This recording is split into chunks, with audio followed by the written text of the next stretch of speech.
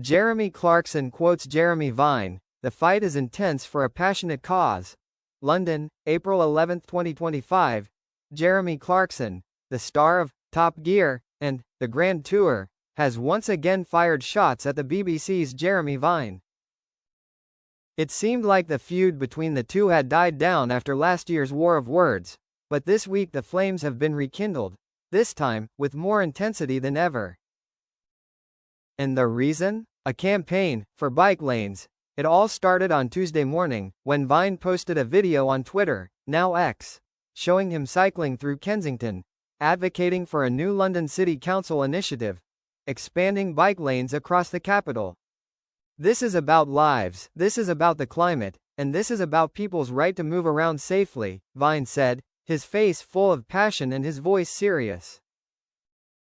Just hours later, Clarkson, known for his strong views on cars, free movement and a deep hatred of all things cyclist, fired back in a lengthy Instagram post, opening with the words, "Here's Vine with his damn bike." In a typically Clarkson-esque post, he wrote, "We live in a city clogged with self-proclaimed environmental heroes, cycling down the road like they're saving the world." Jeremy Vine is the leader of this bizarre cult. He's not only blocking the road, he's blocking real workers, people trying to drive to work. Vine quickly responded live on Radio 2 the same day, "I'm not surprised. Clarkson never understood that this city is not just for Range Rovers. The so-called real workers he talks about ride bikes, need safety, and have the right to breathe clean air." The confrontation exploded on social media. Clarkson's fans shared a series of memes mocking Vine, including one of Vine wearing a helmet photoshopped into a medieval knight's helmet with the caption, "Protector of the Bicycle Kingdom." Vine's supporters, in turn, posted videos of cyclists being hit by cars, caption, "Clarkson's World."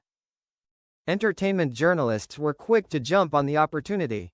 The Sun dubbed it, "Clash of the Jeremies, Speed vs Sustainability." Meanwhile, The Guardian wrote an in-depth analysis, stating that the conflict between the two Jeremies reflects a hidden culture war between the old and new generations in their views on transportation, the environment and urban space. The battle culminated on Friday night, when Vine appeared at a TEDx conference in Cambridge with a talk called "Wheels, Breath and Existence." In it, he mentioned Clarkson without using his name. "There are famous people who believe that the wheel in their hands is a symbol of power. But we live in an age where the bicycle wheel is a symbol of hope."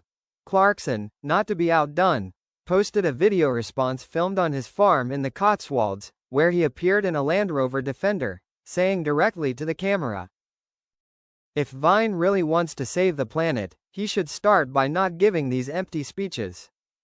And maybe learn how to drive instead of riding his bike like he's doing a perfume commercial."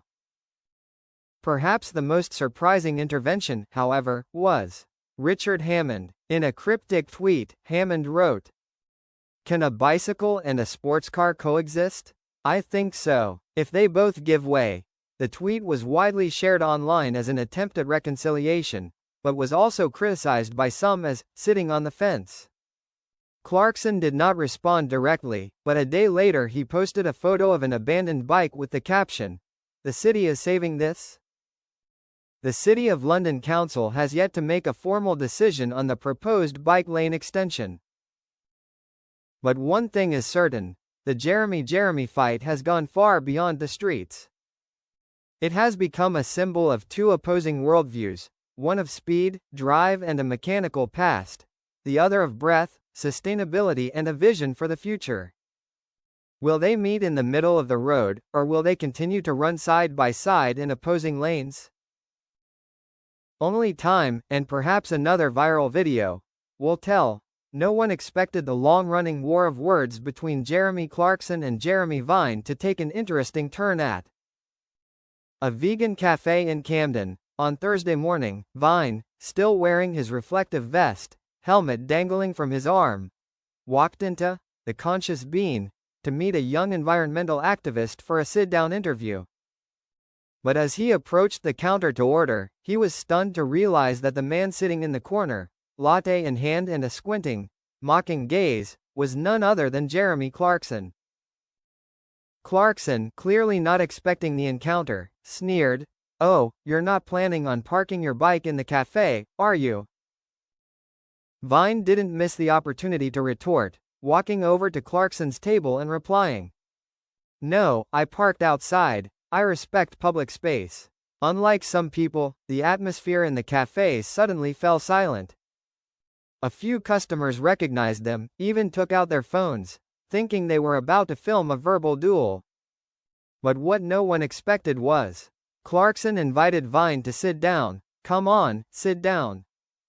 If we're going to fight, at least do it with coffee." Vine, hesitantly, sat down. The waiter even asked quietly, "Should I get some popcorn?" This was clearly an event. After a few minutes of silence, Clarkson spoke first, his voice low but no longer harsh. "You know, I don't hate bikes. I just hate that people think they're the only solution. I grew up with the sound of engines, with highways, with freedom." Vine nodded slightly. "I understand, and I grew up watching smog kill thousands of people every year. I saw my friends being driven into lanes by cars. I read the climate change statistics. To me, bikes are a symbol of hope." Clarkson paused, then laughed. "Oh my God, are we actually having a proper conversation?" Vine laughed too. "I think so. The first time is always memorable." The conversation continued for more than 40 minutes. The two, against all expectations, began to listen to each other. Clarkson shared his concerns about leaving rural people behind if he banned private cars, while Vine admitted that some activists are too extreme, distorting the message. After the meeting, there was no hug, no declaration of cooperation. But the two left the cafe with an awkward but sincere handshake. On the way back, Vine even recorded a short video, saying, "Met Clarkson today. No, we didn't become best friends. But I think we've at least stopped seeing each other as enemies." Clarkson also posted a rare selfie, in which they both looked into the camera with a "we're trying" look on their faces. The caption, "When two wheels and four wheels agree, maybe the road is wider than we thought." Public opinion, dividing reaction. The Vine video received more than 5 million views in 12 hours. Netizens were divided. One admired the maturity and goodwill of both, the other was disappointed that there was no big drama. The account at Speed and Sustain wrote, "This is history, two Jeremys confronting and then resolving. The future lane requires both speed and sustainability."